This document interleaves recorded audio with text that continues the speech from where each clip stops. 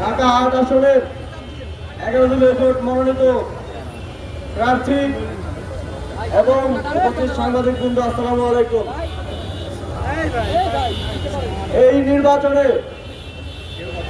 জুলাই গণঅভ্যুত্থানের পর ঐতিহাসিক এই নির্বাচনে বাংলাদেশের মানুষ উন্মুখ হয়ে আছে ভোট দেওয়ার জন্য।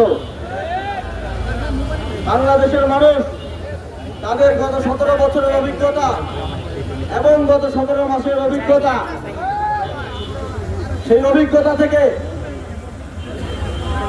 জুলাই গণঅভ্যুত্থানের শরিক গণতান্ত্রিক আন্দোলনের নেতৃত্ব দানকারী 11টি দলের যে ঐক্য হয়েছে, সেই ঐক্যকে বিজয়ী করতে প্রস্তুত হয়ে আছে।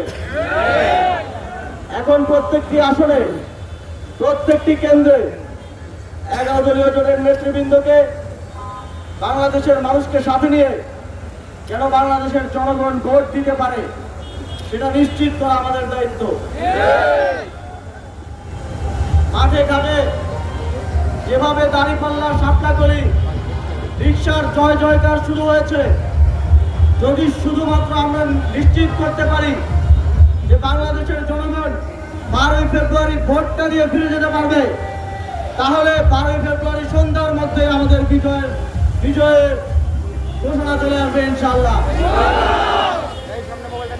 আমরা একটি দলের পক্ষ থেকে দেখেছি যে তারা ঋণ খেলাপি, বিদেশি নাগরিক, চাঁদাবাজ, মাফিয়া, সন্ত্রাসীদেরকে তারা মনোনয়ন দিয়েছে।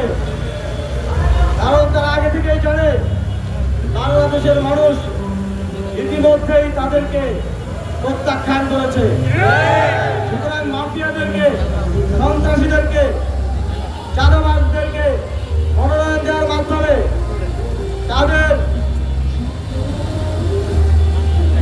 তাদের অসৎ শক্তিকে ব্যবহারের মাধ্যমে ভোট চুরি করে, কেন্দ্র দখল করে নির্বাচনে জয়ের পায়তারা তারা করছে। এবং তার অংশ হিসেবে আমরা দেখেছি নির্বাচন কমিশন প্রতিদিন নতুন নতুন সারপ্রাইজ দিচ্ছে। গতকালকে সারপ্রাইজ দিল 400 গজের মধ্যে মোবাইল নেওয়া যাবে না, যাতে কেন্দ্র দখল করে ভোট কাটা যায়। আজকে আমাদের ঐক্যবদ্ধ চাপের মুখে তারা সেই সিদ্ধান্ত থেকে সরে এসেছে। আমরা দেখেছি আমাদের তরুণেরা যারা জীবন দিয়ে জুলাই গণঅভ্যুত্থান সফল করেছে, তাদের প্রশিক্ষণ প্রাপ্ত একটি অংশ বিএনসিসি, তাদেরকে সব নির্বাচনে আমরা দেখেছি কেন্দ্রে থাকতে। এবার তাদেরকে কেন্দ্রে থাকতে দিবে না। আজকে আমরা একটু আগে নির্বাচন কমিশনে বলে এসেছি, অবশ্যই আমার বিএনসিসির ভাইদেরকে কেন্দ্রে দায়িত্ব পালন করতে দিতে হবে। দেশপ্রেমিক শক্তিকে কেন্দ্রে উপস্থিত থাকতে দিতে হবে, যাতে কোনো ভোট চোর, কোনো মাফিয়া, কোনো চাঁদাবাজ কেন্দ্র দখল করতে না পারে। নির্বাচন কমিশন বলেছে তারা এটা বিবেচনা করবে। আমরা তাদের কাছে দাবি জানাচ্ছি, জনগণের পক্ষ থেকে দাবি জানাচ্ছি, অবশ্যই বিএনসিসির ভাইদেরকে দায়িত্ব পালন করতে দিতে হবে। এবং 11 দলীয় জোটের সকল নেতা কর্মীকে 12 তারিখ প্রস্তুত থাকতে হবে। আপনারা যারা 5ই আগস্ট জীবন দিতে পেরেছেন, তাদের জন্য 12ই ফেব্রুয়ারি জনগণের ভোটাধিকার নিশ্চিত করা কোনো ব্যাপারই না। আপনারা যারা রক্ত দিয়েছেন, আমার ভাইয়েরা হাত হারিয়েছে, পা হারিয়েছে, চোখ হারিয়েছে, কিন্তু বাংলাদেশকে সর্বোচ্চ ত্যাগ স্বীকার করে মানুষের ভোটাধিকার নিশ্চিত করা কোনো ব্যাপারই না।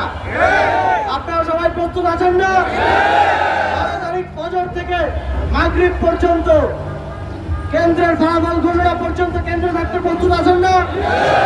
যদি কোনো মাফিয়া, যদি কোনো সন্ত্রাসী কেন্দ্র দখল করতে আসে, যদি একজনকেও ভোট না দিয়ে ফেরত যেতে হয়, তাহলে সেদিন বাংলাদেশ আবারও 5ই আগস্টে আমাদের প্রতিমূর্তি দেখবে।